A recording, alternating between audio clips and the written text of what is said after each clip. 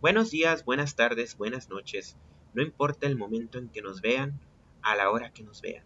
Bienvenidos una vez más a un video de VideoJars. El día de hoy vamos a extender este problema de coordenadas curvilíneas, que eran las coordenadas componentes polares, a una tercera dimensión, también conocida como coordenadas cilíndricas. La extensión es natural. Veamos. Por ejemplo, aquí nosotros vemos, como siempre, una trayectoria curvilínea, y esa trayectoria curvilínea puede ser enmarcada primero, como ya dijimos, en coordenadas cartesianas. Aquí está el eje X y el eje Y. También habíamos dicho que esta se podía expresar en términos de coordenadas polares, ya que aquí nosotros tenemos una coordenada P, y esta coordenada P se puede expresar en términos de XY o bien de Rθ. Para definir R, nosotros necesitábamos la magnitud de la distancia con respecto a un origen conocido como el polo.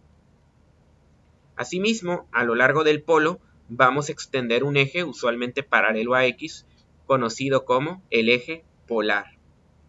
Y bien, del eje polar a R, o al eje del punto P, nosotros tenemos esta coordenada θ, y pues P puede ser expresada en términos de XY o Rθ. Ahora, si este punto, como sabemos, puede moverse a lo largo de una trayectoria curvilínea a través de componentes de velocidad transversales. Por lo tanto, vean ustedes, esta P yo la voy a pasar para acá, y pues aquí tenemos las coordenadas, ¿no? Por un lado, hacia afuera del polo, tenemos la coordenada radial, lambda r, y perpendicular, es decir, ya de manera más perimetral, tenemos la coordenada Lθ. Ahora, ¿qué pasa si nosotros este plano lo extendemos a una tercera dimensión? Y aquí es donde las coordenadas cartesianas y coordenadas polares o cilíndricas coinciden, porque este eje Z va a ser exactamente igual, ¿no? Entonces aquí lo ponemos, eje Z.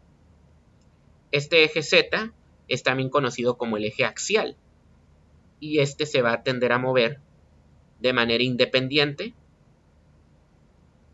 de tal manera que aquí tenemos una tercera coordenada, lambda Z.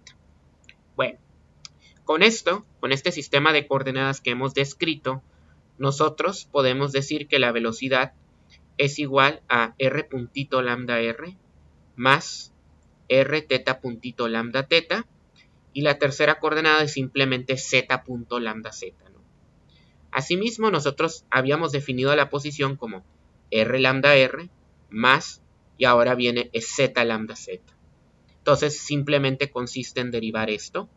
Aquí lambda z, cuando lo derivamos, no se va a ver afectado porque lambda z, a diferencia de los otros dos, no giran y solamente se mueve hacia el mismo eje axial. Por lo tanto, esta derivada resulta ser directa. Para la aceleración podemos decir lo mismo. Tenemos r bipuntito menos r teta puntito al cuadrado, lambda r, más 2r puntito teta puntito, más r teta bipuntito lambda z, y luego aquí simplemente agregamos z bipuntito lambda z. Y aquí nosotros tenemos ya las tres expresiones cinemáticas para las coordenadas cilíndricas. La razón por la que recibe este nombre es que estas coordenadas van describiendo un cilindro al momento de moverlas, ¿no? Por ejemplo, las coordenadas polares prácticamente van describiendo un círculo. Lo voy a poner de color gris para que, ok, mejor así. Voy a poner este y un gris más delgado, ¿no? Bueno, ahí está el círculo. Y vean ustedes que aquí se describe este círculo. Pero con la coordenada Z, fundamentalmente vemos que ese círculo se va a extender una tercera dimensión. Este me lo traigo para acá. Y finalmente, aquí está, ¿no? Z, o el eje axial, Estas líneas son paralelas a ese eje. Me van a ayudar, bueno, ahí la regué. Me van a ayudar a describir un cilindro, ¿no? Es como si nosotros estuviéramos extruyendo esa dimensión, ¿no? Bien. Ahí está. Muy más o menos, ¿no? Pero ahí está la idea. Y pues finalmente podemos traernos otro círculo y simplemente este lo ponemos a lo largo de la coordenada z. Ahí está más o menos, ¿no? Entonces aquí esto, este lo voy a poner un poco para acá para que coincida. Este sí es el que de plano no coincide mucho. Ahí está, más o menos así, ¿no? Entonces esa es la descripción de las coordenadas cilíndricas. Ahora, ya teniendo esta información, vamos a ver cómo esto aplica a una serie de problemas, ¿no? Veamos, por ejemplo, el problema 36, que dice, una partícula cargada P en un campo magnético se mueve a lo largo de la trayectoria espiral descrita por R igual a 1 metro, θ igual a 2z radianes, donde z está en metros. La partícula se mueve en la dirección mostrada con velocidad constante de 1 kilómetro por segundo. ¿Cuál es la velocidad de la partícula en términos de coordenadas cilíndricas? Ok, aquí vamos a ver los datos que nos está dando el problema. Primero, una partícula cargada P en un campo magnético se mueve a lo largo de la trayectoria espiral o helicoidal, descrita por R igual a 1 metro, θ igual a 2z radianes. Asimismo nos está diciendo que z está en metros, que es la componente axial de movimiento. Me voy a acercar un poco para que alcancen a ver las coordenadas. X es esta coordenada lateral, Y es la coordenada para arriba y Z es la coordenada para enfrente. Posteriormente, también, ¿qué más nos está dando? Creo que nada más nos da eso, a la velocidad. Y esta velocidad va a ser una magnitud. Este problema va a ser muy parecido al problema del barco en el mar Egeo, que es el problema 23b, la clase 23b, la cual pueden ver acá arriba. Entonces, esto es igual a 1 kilómetro por segundo, lo cual obviamente se puede convertir a 1000 metros por segundo. Naturalmente lo que nos pide hallar es la velocidad en términos de coordenadas cilíndricas, o sea, el vector. Ok. Sabemos que para las coordenadas cilíndricas yo voy a necesitar dentro de R, dentro de Z, pero también dentro de Z, las derivadas. R es igual a 1 metro, θ es igual a 2z radianes, y Z, pues realmente no lo conocemos. Esto también lo vamos a poner en metros, ¿no?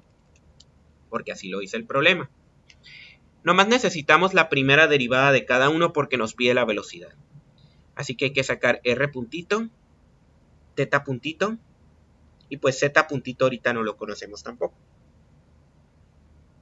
Respecto a θ puntito, quiero empezar aquí. Sabemos que esto va a ser una derivación implícita, porque primero hay que derivar θ en términos de Z, y ya después Z en términos de t. Si nosotros simplificamos esto, la derivada de θ con respecto a Z, pues es 2, ¿no? Pero luego viene la derivada de Z con respecto a t, que es Z puntito. Ahí está. θ puntito en términos de Z puntito, y Z puntito, pues, se desconoce. Ahora, ¿qué hacemos con R puntito?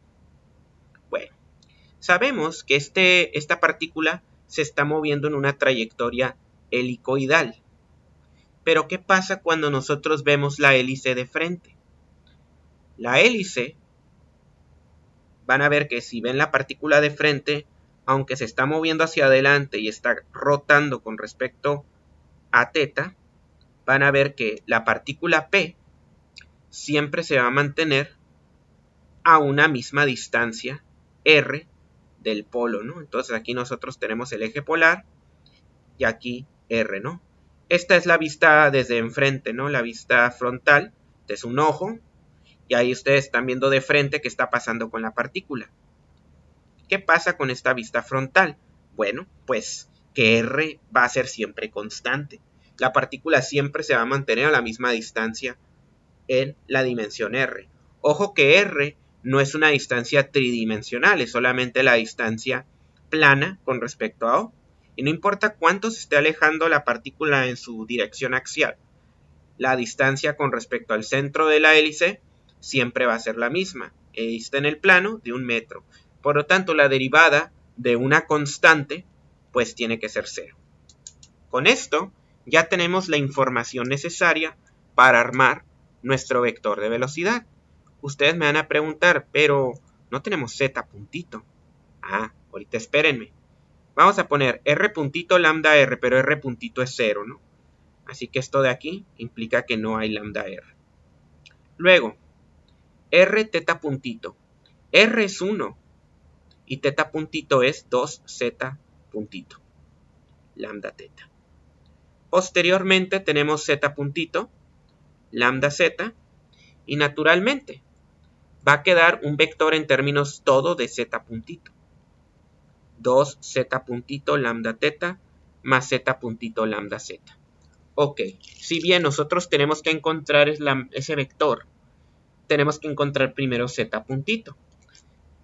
La buena noticia es que ya nos están dando la magnitud. La magnitud que es de 1 kilómetro por segundo o 1000 metros por segundo, ¿no? Entonces, la magnitud de un vector pues es el Pitágoras. Así que vamos a sacar el Pitágoras de las componentes de dicho vector. Si nosotros simplificamos, vemos que 2 al cuadrado es 4. Y aquí nosotros tenemos términos semejantes. 4 más 1 da raíz cuadrada de 5. Y esta magnitud es la que vale 1000. Y a partir de aquí ya podremos hacer el despeje.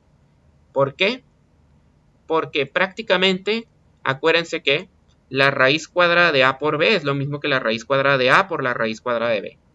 Es decir, raíz cuadrada de 5 por raíz cuadrada de z puntito al cuadrado, pues es z puntito. Y el otro tengo 1000. También pueden elevar esto al cuadrado, pero creo yo que van a quedar más fácil los números si aplico este principio, ¿no? Y finalmente z puntito pues va a ser igual a 1000 dividido entre raíz de 5 y ya tendremos el valor entonces de la velocidad en la dirección axial. Podemos usar una calculadora, aquí sí creo yo es un poco más difícil poder hacer algún cálculo manual, ¿no? Ya está. Si nosotros dividimos vamos a tener 447.21 metros por segundo. ¿Ok? Esta no es la respuesta definitiva, pero sustituyendo el valor, finalmente vamos a llegar al resultado. Entonces, aquí, esto ya lo puedo copiar. Y vean ustedes que solamente tenemos que sustituir este valor de acá, ¿no? Ahí está. Entonces, el vector de velocidad es 2 veces z puntito más z puntito, ¿no? El vector está prácticamente listo. Esto está en metros por segundo. Y finalmente nada más hay que multiplicar por 2 la primera componente, ¿no? Lo cual nos da 894.42. Y aquí ponemos 894.42 lambda teta más 447.21 lambda z metros por segundo. Y con esto hemos hecho un problema de derivación implícita, probando que funciona de manera similar a lo que ya hemos hecho en coordenadas polares. En pocas palabras, este es el primer paso de la prueba donde las coordenadas cilíndricas no son más que una extensión tridimensional de las coordenadas polares. Ahora vamos con otro problema. Este es de derivación explícita y nos dice: el movimiento tridimensional de una partícula está dado por las relaciones, ahí están las relaciones, determine las magnitudes de la velocidad de aceleración cuando t igual a 0. Este problema de derivación implícita nos dice que hay 3 expresiones, ¿no? Esto de aquí no nos da unidades porque prácticamente aquí nosotros tenemos todo. Este es un problema algebraico. No se preocupen por eso. La idea es similar. Y nos dan el tiempo igual a 0, ¿no? Nos piden hallar las magnitudes de la velocidad y la aceleración en ese tiempo dado. Bien, ok, antes de sacar las magnitudes y antes de sacar los vectores, vamos a organizar nuestra tabla en R, en θ y en z. Ok, esta es derivación explícita. R puntito, primero R, ¿no? R dijimos que es A por 1 a la menos t. Esto por ley distributiva también se puede expresar así. Entonces, si t es igual a 0, pues aquí voy a tener a menos a la menos 0. Esto es 1, a menos a, esto me da 0. Ojo, porque el exponencial a 0 es lo que da 1. Y ya a menos a es lo que da 0. Luego, sabemos que θ es igual a 2πt. Esta es evaluación directa. Y pues vemos que θ también vale 0, ¿no? Finalmente, la otra expresión funciona de manera muy similar. Z va a ser igual a b menos b e a la menos t, ¿no? La cosa me estorba. Y finalmente aquí hacemos otra vez la sustitución. Igual esto es 1 y b menos b da 0. Eso quiere decir que el punto parte del origen. Y a partir del origen, vamos, ya luego se va a otras partes, ¿no? Ya terminamos entonces la componente de posición. Continuamos con el análisis de velocidad, que es una derivada con respecto al tiempo. Podemos derivar esta expresión que tengo acá. Esta a es una constante, de hecho podemos suponer que a y b son constantes, ¿no? Con esto a se va, pero esta otra a no, porque está acompañando una expresión. La derivada del exponencial, pues por sí solo es lo mismo, ¿no? Pero aquí hay que derivar también lo de adentro con respecto al tiempo, que da menos 1. Si simplificamos, menos por menos da más, y aquí nos da a la menos t. Ahora, si t es igual a 0, vamos a ver que a por 1 me va a dar a. Continuamos con θ puntito. Θ puntito, la derivada de θ con respecto al tiempo, eso ya ustedes lo conocen. Y pues esta de aquí es una función lineal, por lo que la derivada de una función lineal no es más que la constante que lo acompaña, 2π. Y ahí no hay nada más que hacer, porque como es constante, es independiente del tiempo. Finalmente, z puntito, ¿no?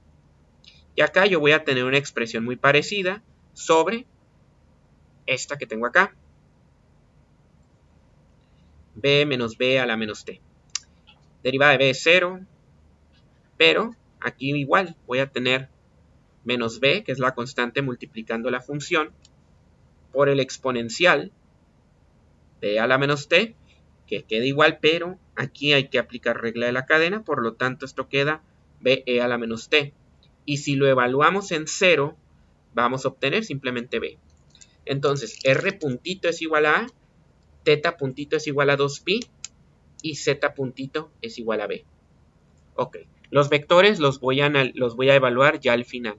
Creo que es más conveniente continuar con la tabla. R2 puntos implica la derivada de esto. Esto es a e a la menos t, pero hay que derivarlo de adentro. Así que aquí cambia el signo. Esto me queda menos a e a la menos t. Y si evaluamos con el mismo tiempo, esto simplemente queda menos a. Θ bipuntito implica la derivada de una constante, que es 0.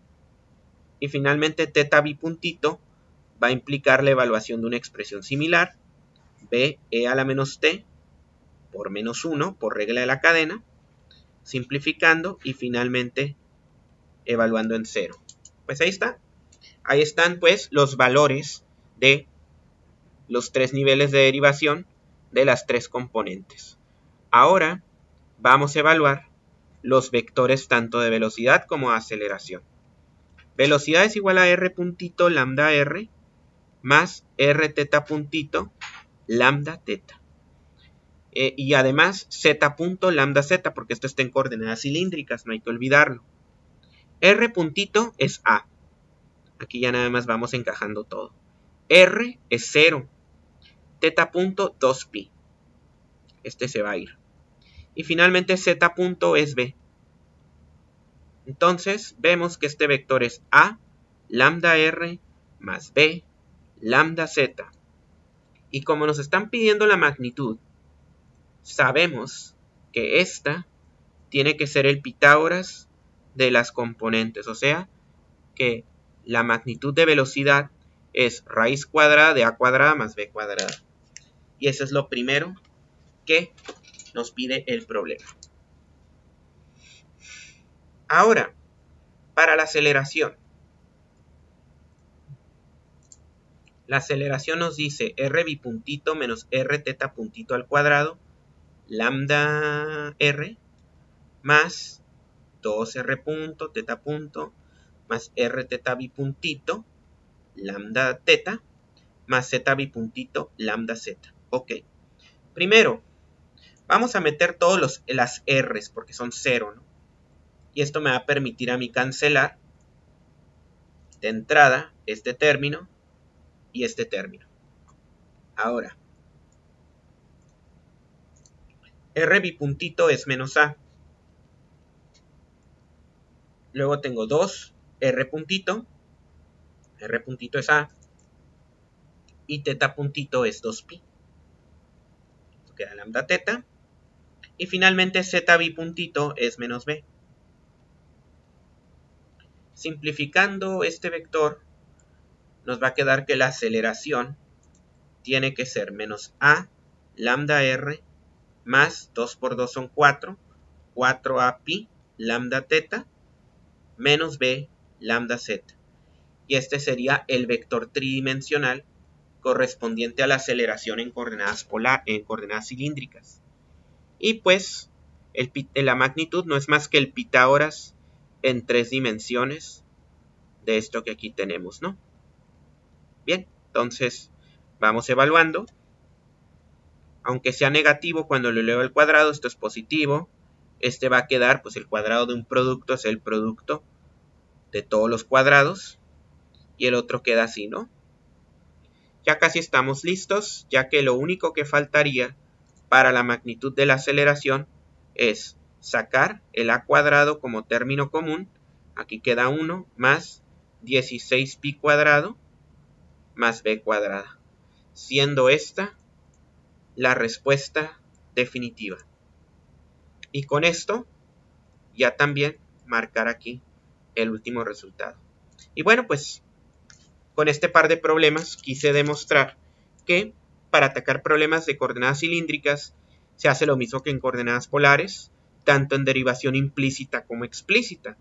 La única diferencia es que vas a meter una tercera componente. Y como es importante dominar las coordenadas polares, no quise terminar esta lección sin hacer un breve repaso. Este es un problema más retador, pero lo considero importante para que quede ya atado el lazo, ¿no? El problema 38 dice, tras despegar, un helicóptero se eleva en línea recta a un ángulo constante beta. Su vuelo se rastrea por medio de un radar ubicado en el punto A. Este punto A es el punto fijo, por lo tanto aquí está el polo. Y naturalmente, este va a ser mi eje polar, ¿no? Bueno, continuemos. Determine la magnitud de velocidad del helicóptero en términos de d, beta, teta y teta puntito. Aquí no podemos hablar tanto de datos, porque aquí no nos dan ningún problema numérico. Este es un problema algebraico como el anterior. Pero sabemos que la información tiene que estar en términos de estos parámetros y lo que tenemos que hallar es la magnitud de la velocidad, ¿no? Asimismo, vamos a suponer que los valores de d, de beta y ya son constantes, ¿no? Teta no puede ser constante porque al elevarse van a ver que este teta va a ir cambiando. Es decir, si el helicóptero me lo encuentro más adelante acá, en este punto C, por así decirlo, va a cambiar tanto el valor de R como el valor de teta, ¿no? Entonces aquí podemos ver que hay un cambio en teta, le voy a poner teta prima, pero también hay un cambio en R. Es decir, nosotros necesitamos hallar también, primero, y esa es parte de la estrategia, una función de r en términos de teta. Y para eso hay que recordar que ya hemos resuelto un problema de triángulos, donde yo podía relacionar r con teta. Si no me equivoco, es el problema, es la clase 16. Si me equivoco, aquí está de todos modos para que ustedes lo puedan revisar, ¿no? Bien. Ahora, nosotros podemos plantear este problema como si de un triángulo se tratase, un triángulo oblicuo-ángulo. De todos modos, de ese triángulo ya tengo bastante información, ¿no? Primero que nada, yo sé que esta longitud D va a ser constante. Aquí yo tengo el polo A. Aquí yo tengo la distancia R, el ángulo θ, que estos sí varían. Y vean ustedes que aquí yo tengo el ángulo beta, ¿no? Bien. Uno podría decir, pues podemos trabajar este lado, al que le puedo llamar H, nomás por darle un nombre, y hacer una ley de cosenos directa. Vamos a tratarlo. La ley de cosenos, aquí lo vamos ya a poner, la ley de cosenos nos dice que h al cuadrado es igual a r al cuadrado más d al cuadrado menos 2rd por coseno de θ, ¿no? Aquí el problema es que primero yo tengo que dejar todo en términos de r. Tengo que despejar la r para que quede en términos de θ. Y aquí yo tengo también esta h que no es un dato, pero tampoco es lo que quiero dejar. Se puede luego hacer una ley de cosenos para eliminarlo, pero va a ser más complicado, ¿no? Bien, la otra estrategia que puede simplificarme un poco el problema es tomar en cuenta lo siguiente. Voy a hacer un trazo auxiliar acá y vean ustedes que este lado es horizontal. Por lo tanto, este ángulo de aquí, por alternos internos, este acá, con este, va a ser beta. Y el ángulo de aquí a acá va a ser θ. Entonces, vemos que tanto beta como θ es información en términos de la cual nos piden dejar el problema. Así que aquí esto lo puedo dejar como beta menos θ. Y con esto ya puedo plantear la ley de cosenos, donde R quedaría despejada, o mejor aún, no ley de cosenos, sino ley de senos. Entonces, ahorita voy a dejar eso vetado y vamos a trabajar con la ley de senos. La ley de senos nos dice, primero, R, que es lo que quiero despejar, es opuesto a este ángulo. Ese ángulo parece complicado, pero vean ustedes que como esta línea es de 180, pues este ángulo tiene que ser el suplemento, ¿no? 180 menos beta, lo cual implica que, efectivamente, esto queda en términos de beta. Del otro lado, ¿qué tenemos? Vamos a tener, por ejemplo, como quiero θ está opuesto a h, pero no me sirve h. La buena noticia es que este ángulo también tiene θ y es opuesto a una longitud que ya conozco. Entonces D es igual a seno de beta menos θ. Y finalmente ya puedo despejar para R. Seno de 180 menos beta sobre seno de beta menos θ por D. Y D además es constante. Esta expresión me da la función precisamente para θ en términos, R en términos de θ, ¿no? Es R en θ que tanto estaba buscando.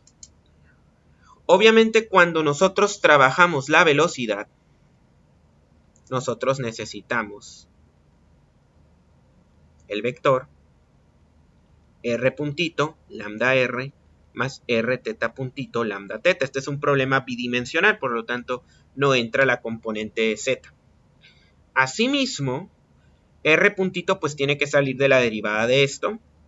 R ya lo conocemos y θ puntito, la buena noticia es que es otro de los datos del problema. Así que no me voy a tener que preocupar por eso, ¿no? Bien. Algo que también va a simplificar nuestro problema es que el seno de 180 menos beta, nosotros lo podemos trabajar como una identidad trigonométrica. Sabemos que, o se supone que se sabe que, seno de alfa menos beta es igual a seno de alfa por coseno de beta menos coseno de alfa seno de beta, ¿no?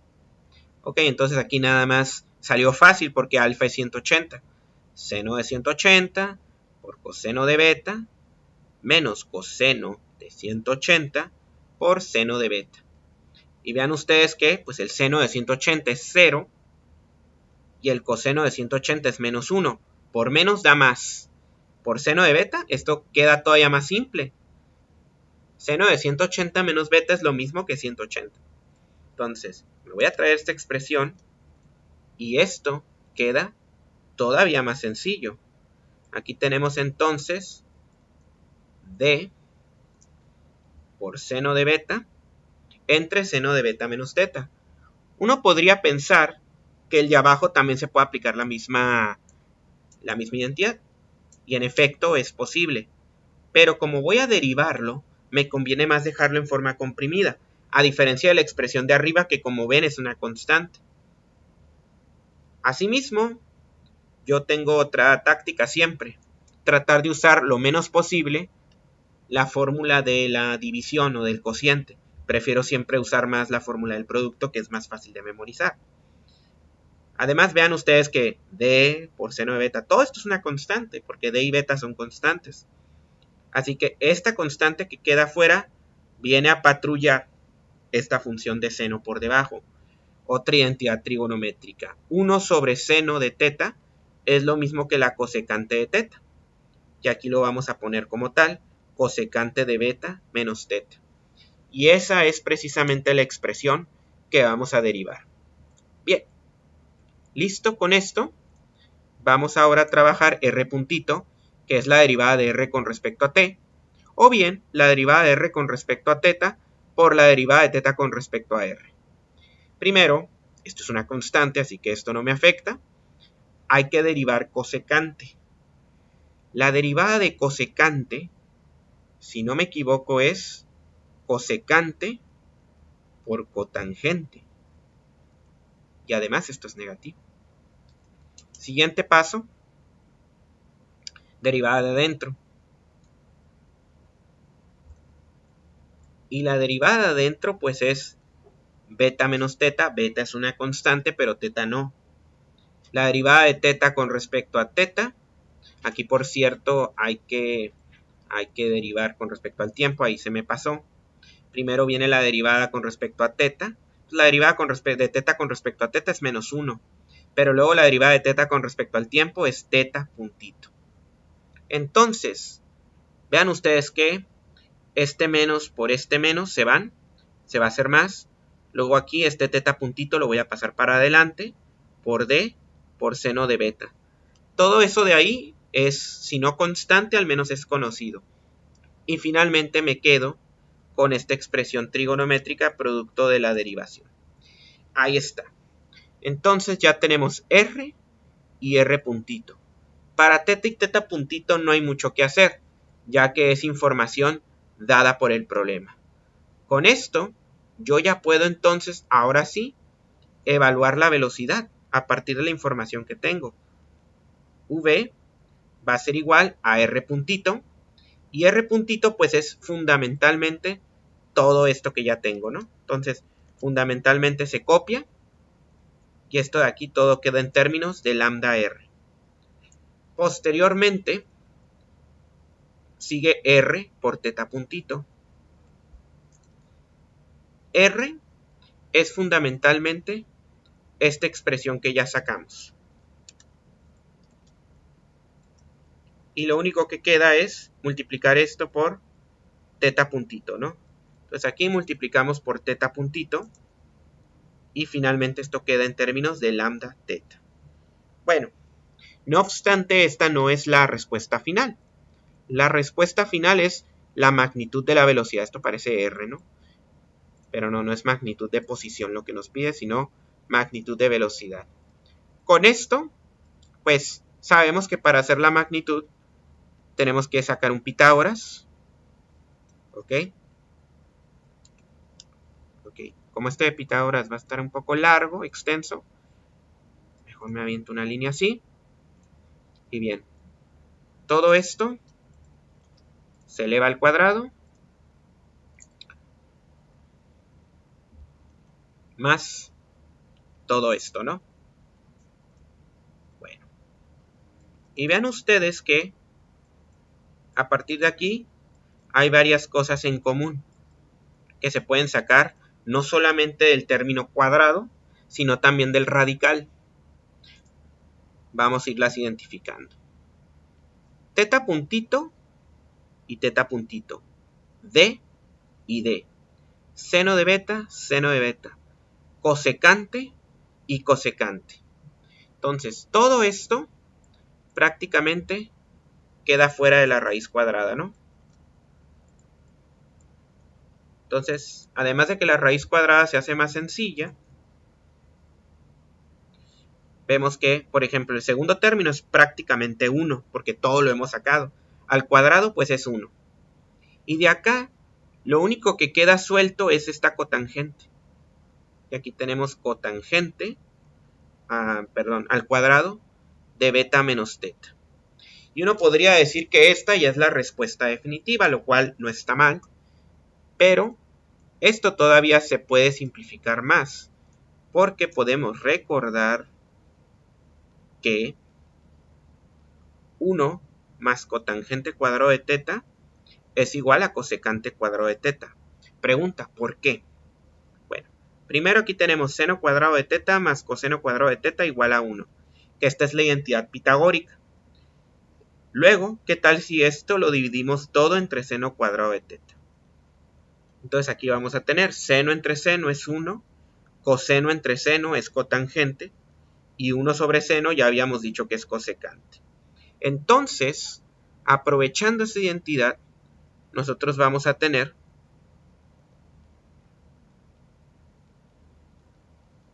que esto de aquí es cosecante cuadrada, todo esto.